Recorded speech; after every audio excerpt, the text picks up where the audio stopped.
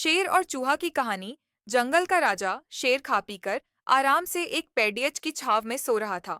तभी कहीं से एक नटखट चूहा वहां आ पहुंचा और खेलने लगा। खेलते खेलते वह शेर के ऊपर चढ़ गया।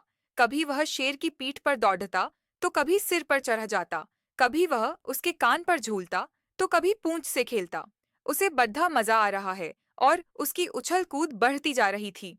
नटखट चूहे की धमाचौकधी से शेर की नींद टूट गई। आंख खोलकर उसने देखा कि एक छोटा सा चूहा उसके ऊपर खेल रहा है। उसे बहुत गुस्सा आया और उसने चूहे को अपने पंजे में दबोच लिया। शेर के पंजे में आते ही चूहे डर गया और थर थर कांपने लगा। शेर बोला, बदमाश चूहे, तेरी इतनी हिम्मत की तू जंगल के राजा शेर की नींद में खलल डाले। अब तेरी खैर नहीं, मरने के लिए तैयार हो जा। अब मैं तुझे मारकर खा जाऊंगा। मौत सामने देख चूहा गिद्धाने लगा।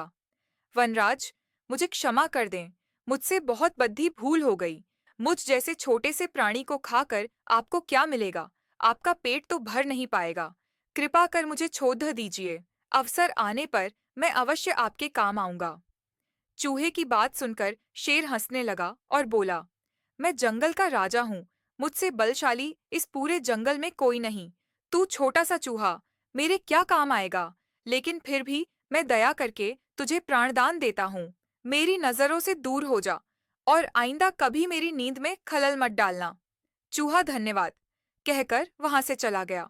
कुछ दिन बीते। एक दिन शेर जंगल में शिकार के लिए घूम रहा था कि वह शिकारी द्वारा बिछाए जाल में फंस गया। उसने बहुत प्रयत्न किया, किंतु जाल से बाहर नहीं आ पाया। वह मदद के लिए दहाड़ने लगा। शेर की दहाड़ वहां से गुजर रहे एक चूहे के कानों में पड़ी। यह वही चूहा था जिसे शेर ने दया कर प्राणदान दिया था। चूहे दहाड़ की दिशा में गया तो शेर को जाल में फंसा हुआ पाया। उसने फौरन अपने नुकीले दांतों से जाल काट दिया। शेर आजाद हो गया। उसने चूहे को धन्यवाद दिया तो चूहा बोला, वनराज, आप शायद मुझे भूल गए हैं।